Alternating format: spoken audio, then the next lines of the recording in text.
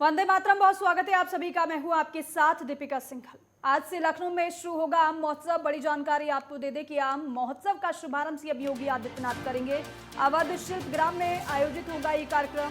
CM Yogi Adityanath इसका उद्घाटन करेंगे। ये भी जानकारी आपको दें कि 4 से 7 जुलाई तक आम महोत्सव चलेगा। सीएम योगी आदित्यनाथ इसका शुभारंभ करने वाले हैं आज। तो 4 से 7 जुलाई तक ये आम महोत्सव चलेगा। आज से शुरुआत हो रही है लखनऊ से शुरू होगा ये आम महोत्सव और आम महोत्सव का शुभारंभ मुख्यमंत्री के द्वारा किया जाएगा। आपको ये भी जानकारी दें कि अवध शिल्प ग्राम में ये कार्यक्रम आयोजित होगा। तो इस आम महोत्सव में आपको तमाम तरह की आम की प्रजातियां मिलने वाली हैं और उद्देश्य तमाम प्रजातियों से रूबरू कराने के साथ साथ इसको बढ़ावा देने का भी है। अवध शिल्प ग्राम में इस कार्यक्रम का आयोजन किया जा रहा है। सीएम योगी आदित्यनाथ इसका उद्घाटन करेंगे।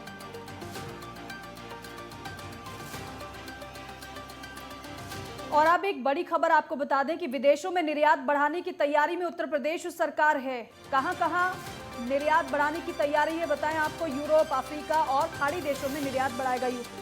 16 देशों में निर्यात के लिए चिन्हित किया गया है। हालांकि एमएसएमई ने पूरी निर्यात की योजना तैयार कर ली है। Canada, Mexico, Brazil, Belgium, Denmark, Italy में निर्यात होगा। मोरक्को, पोलैंड, स्वीडन में भी निर्यात की तैयारी यूपी सरकार की है।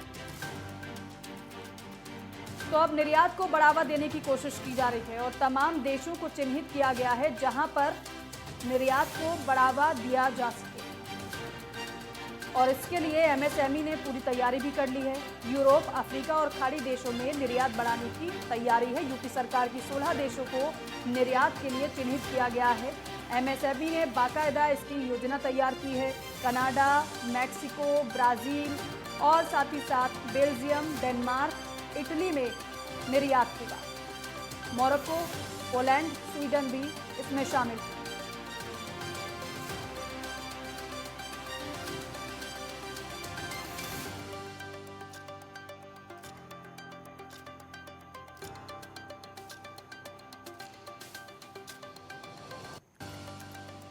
तो उत्तर प्रदेश के लिहाज से तो खबरें हमने आपको बता दी कि कौन कौन सी महत्वपूर्ण है, लेकिन अब रिपोर्टर्स लाइव का वक्त है और ऐसे में तमाम राज्यों की जानकारी भी आप तक पहुंचानी है। और चंडीगढ़ और रायपुर से मेरे 2 सहयोगी हमारे साथ जुड़ चुके हैं।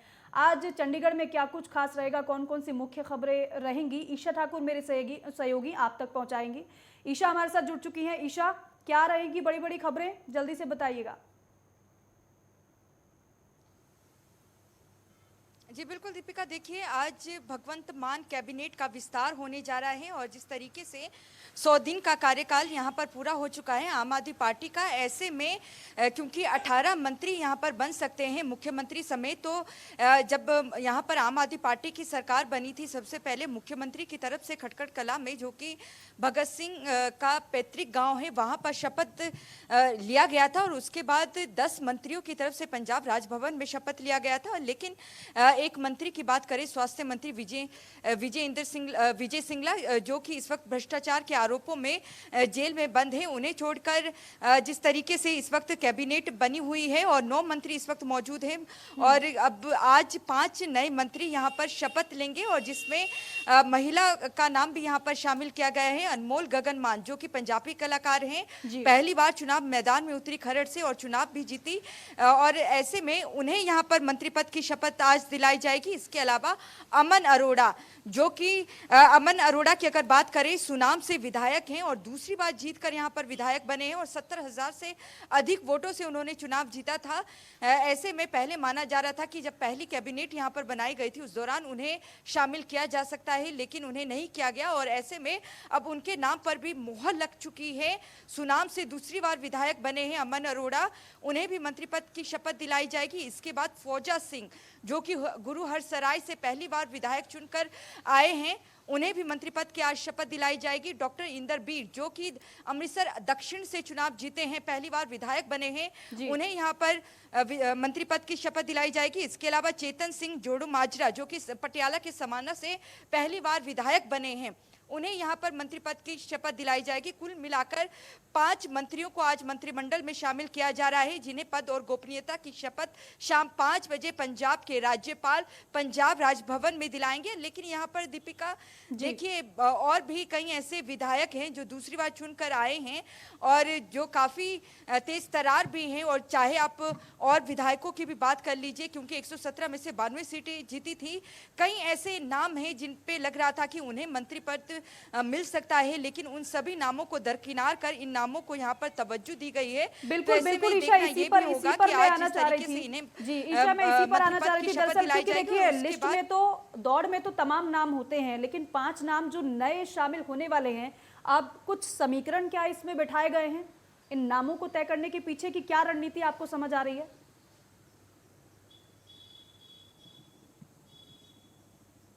देखिए, अनमोल गगन मान की अगर बात करें दीपिका, उनके चुनाव प्रचार में आप सुप्रीमो अरविंद केजरीवाल भी उतरे थे और काफी करीबी भी मानी जाती हैं आप सुप्रीमो अरविंद केजरीवाल की। यही वजह है कि उन्हें यहाँ पे तवज्जो दी गई है। और अमन अरोड़ा दूसरी बार विधायक बने हैं और लगातार क्योंकि मुख्यमंत्री के संपर्क में भी थे और आला कमान के भी, और ऐसे में विपक्ष भी कहीं ना कहीं तंज उन पर कसता हुआ नजर आता था कि उत्सुक बहुत है अमन अरोड़ा कि उन्हें जल्द से जल्द मंत्री पद दिया जाए। यहाँ पर पुरजोर कोशिश यहाँ पर अमर अरोड़ा की तरफ से भी लगाई गई थी, जो कि सुनाम से दूसरी बार विधायक बने हैं, कि उन्हें मंत्री पद दिया जाए। लेकिन यहाँ पर देखिए, जो दूसरे भी मंत्री बनाए गए हैं उनमें कहीं ना कहीं ये कोशिश की गई है कि सिख कम्युनिटी को भी यहाँ पर तवज्जो दी जाए। लेकिन कुल मिलाकर ये जरूर कहा जा सकता है दीपिका, जो तेज तरार नेता हैं या जिन्हें एक्सपीरियंस जाता है या जिनकी क्वालिफिकेशन ज्यादा है, उन्हें यहाँ पर तवज्जो नहीं दी गई है मंत्रिमंडल में बाकायदा। और जो जिन्हें ज्यादा जान पहचान भी नहीं है, जिनकी लोगों के बीच में, उन्हें यहाँ पर ज्यादा तवज्जो दी गई है। और क्योंकि विपक्ष लगातार ये भी आरोप लगा रहा है कि यहाँ पर जो मंत्री भी बनाए जा रहे हैं वो दिल्ली से कमान चल रही है और दिल्ली के हाथों में सब कुछ है, तो ऐसे में आज मंत्री पद की शपथ जरूर यहाँ पर दिलाई जाएगी। लेकिन ये भी देखना होगा कि जो पोर्टफोलियो है इन्हें विभाग कब तक बांटा जाता है, ये भी देखने वाली बात रहेगी। और दूसरी बड़ी खबर है आज की, जिस तरीके से डेरा सच्चा सौदा प्रमुख राम रहीम को पैरोल मिली है 1 महीने की, लेकिन पंचकुला, अंबाला और चंडीगढ़ के डेरा सच्चा सौदा के कुछ अनुयायी पंजाब हरियाणा हाईकोर्ट का उन्होंने रुख किया है।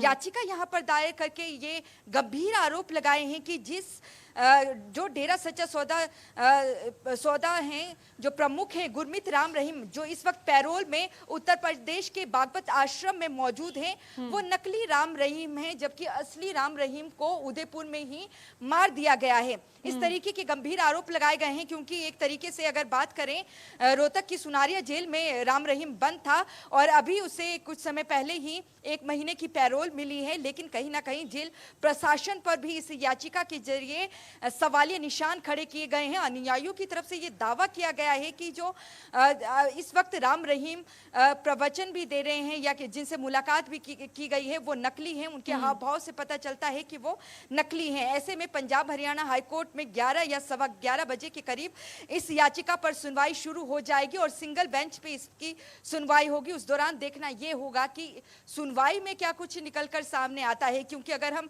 डेरे की बात करें, डेरा प्रबंधकों का कहना है कि जिन अनुयायियों की तरफ से हाईकोर्ट का रुख किया गया है वो महज पब्लिसिटी स्टंट चाहते हैं।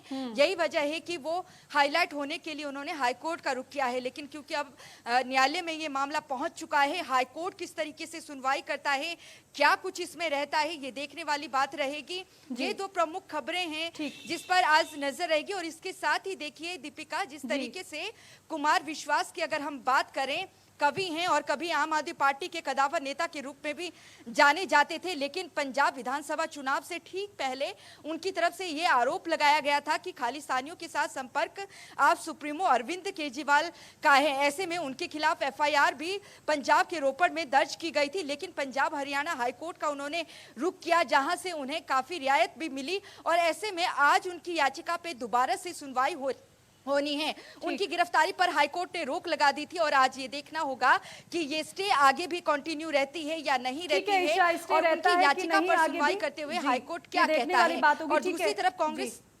जी ठीक है ईशा, गोंडा से अतुल मेरे सहयोगी हमारे साथ बने हुए हैं। अतुल, क्या जानकारियां आपके पास है, कौन कौन सी मुख्य खबरें आपके पास हैं जो दर्शकों को जानना बेहद जरूरी है? देखिए, आज प्रदेश की योगी सरकार के आज 100 दिन पूरे हुए हैं। ऐसे में प्रदेश के मुख्यमंत्री योगी आदित्यनाथ आज 12:30 बजे जो कि लखनऊ लोक भवन में प्रेस कॉन्फ्रेंस करके जनता के सामने उत्तर प्रदेश योगी सरकार द्वारा 100 दिन में किए गए कार्यों को लेकर जनता के सामने रखेंगे। जिस तरीके से प्रदेश की योगी सरकार ने अपनी पहले ही कैबिनेट बैठक में जो कई ऐतिहासिक फैसले लिए थे, जिसका गवाही पूरा उत्तर प्रदेश है। जिस तरीके से मुफ्त राशन योजना बढ़ाने को लेकर हो, किसानों के गन्ना भुगतान को लेकर हो, या छात्राओं को मुफ्त स्मार्टफोन या टैबलेट देने की योजना हो, या 5 नए हवाई अड्डों को स्थापित करने की योजना हो, इसको लेकर के प्रदेश सरकार ने पहले ही कैबिनेट बैठक में फैसला लिया था।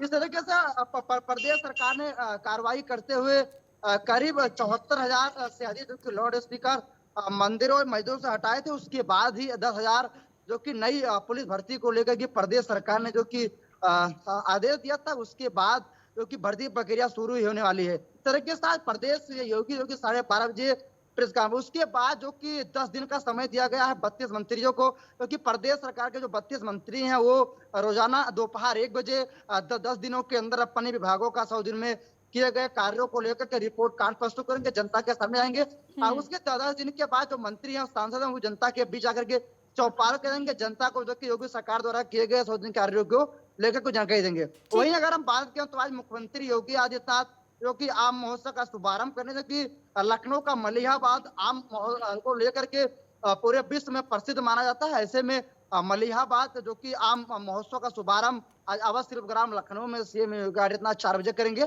उसके बाद वहां पे आम महोत्सव का शुभारंभ शुरू होगा। इस तरीके से प्रदेश की योगी सरकार ठीक है अतुल, ठीक है, मैं लौटूंगी आपके पास। जरा अनिल नेताम मेरे सहयोगी रायपुर से हमारे साथ बने हुए हैं। अनिल, क्या खबरें आपके पास है आज?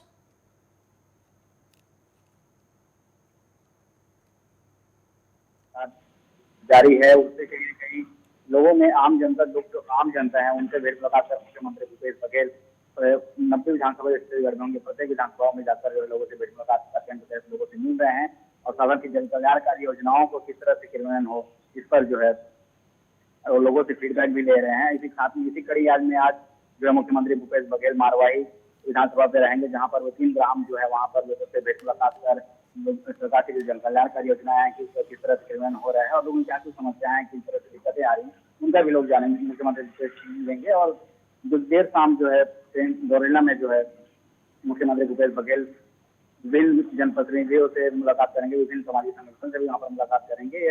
और तो इसी के साथ आज मुख्यमंत्री भूपेश बघेल जो है मारवाही विधानसभा पे रहेंगे। बात हुई दूसरी खबर की करने देखते हैं तो आज जो है छत्तीसगढ़ में जो मौसम बदला है और लगातार जो है पिछले देर रात्रि से ही बारिश हो रही है, जिससे कि मौसम का छत्तीसगढ़ में जो है मौसम तापमान जो है काफी सुहाना बना हुआ है। इसी के साथ जो है लगातार बारिश से कहीं न कहीं कृषि क्षेत्र में जो किसान किसान है उनको भी कहीं न कहीं थोड़ी बहुत राहत की उम्मीद है। बाद में तीसरी बड़ी खबर की कर लें तो आज जो है केंद्रीय मंत्री गिरिराज सिंह छत्तीसगढ़ दौरे पे है, जहां पर वे राजधानी रायपुर पहुंचेंगे। इसके बाद जो है वे कोरबा के लिए भी रवाना होंगे। वहां पर देखेंगे किस तरह से जो है कार्य वहां पर जो ठीक है अनिल, तो उत्तर प्रदेश, चंडीगढ़ और रायपुर में आज कौन कौन सी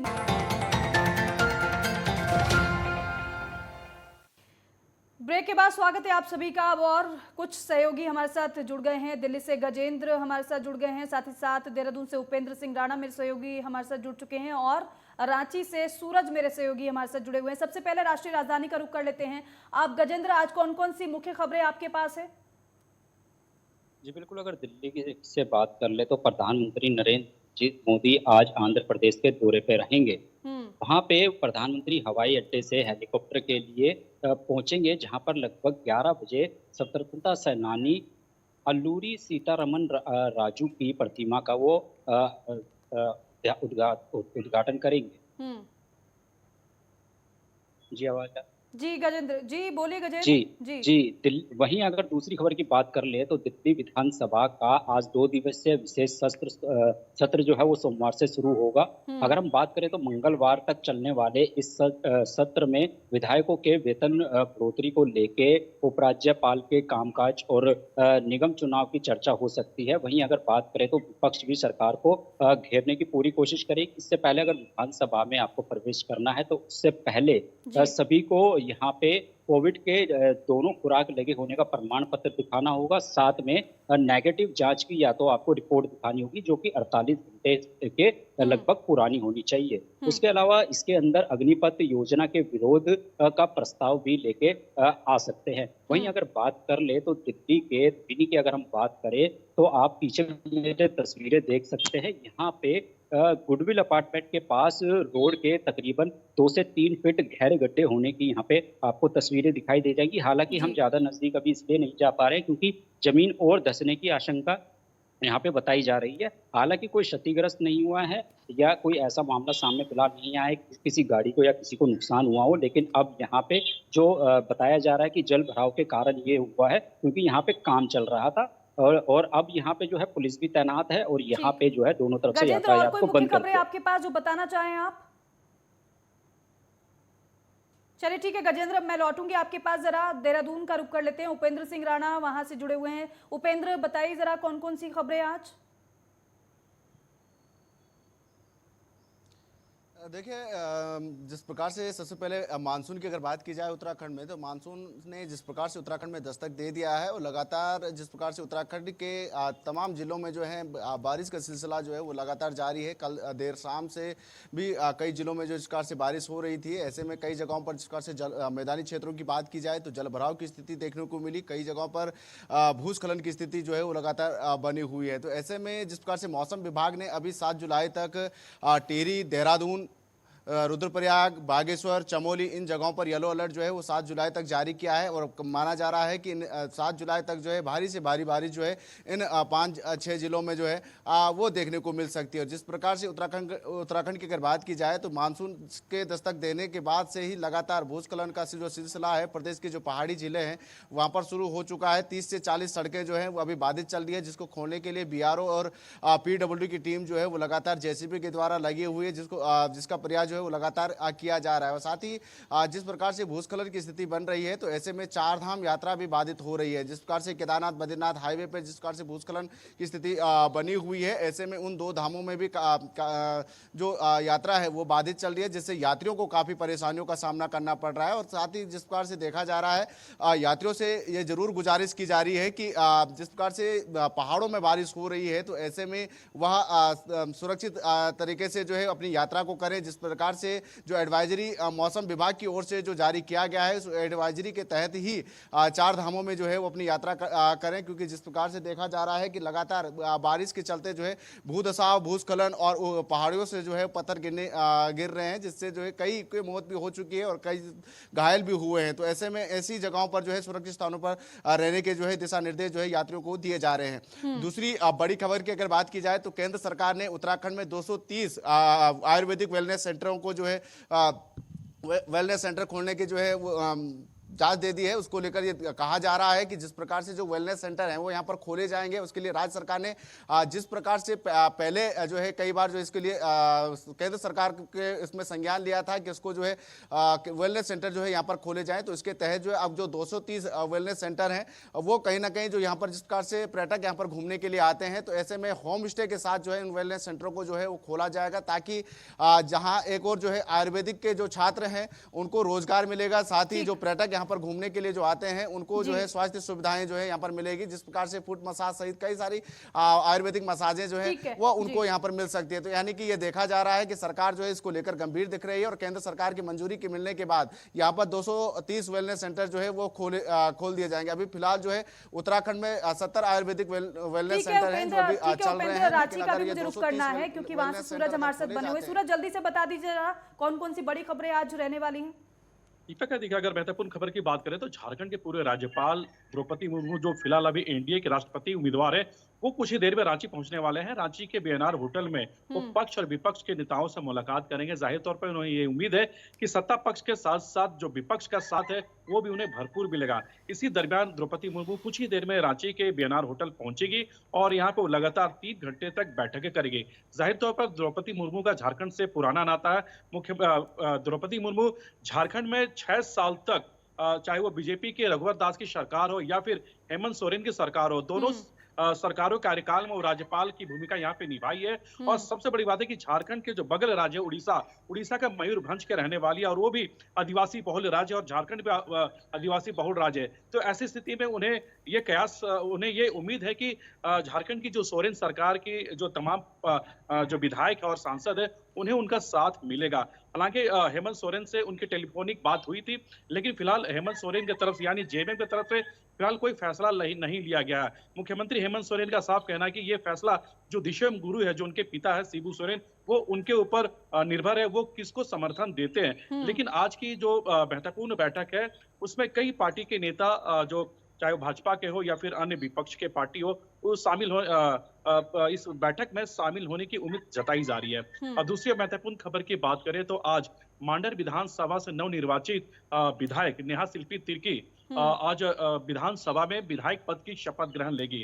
शिल्पी नेहा तिर्की मांडर विधानसभा से कांग्रेस प्रत्याशी से वो जीत हासिल की है और झारखंड विधानसभा की सबसे कम उम्र की विधायक बताई जा रही है। और तीसरी और महत्वपूर्ण खबर की बात करें तो आज मुख्यमंत्री हेमंत सोरेन कोयला नगरी यानी धनबाद को बड़ी सौगात देने वाली है। धनबाद जिले के गोल्फ ग्राउंड में मुख्यमंत्री हेमंत सोरेन लगभग 500 करोड़ रुपए की परिसंपत्तियों का वितरण और शिलान्यास करेंगे। तो कहीं ना कहीं आज ठीक है सूरज, आप सभी का बहुत बहुत शुक्रिया ये तमाम जानकारी दर्शकों तक पहुंचाने के लिए। तो ये थे तमाम राज्यों से रिपोर्टर्स जो अपने राज्यों की महत्वपूर्ण खबरें आप तक पहुंचा रहे थे। इसी के साथ ही हमारे खास कार्यक्रम रिपोर्टर्स लाइव में बस इतना ही। आप देखते रहिए नेटवर्क 10। जय हिंद।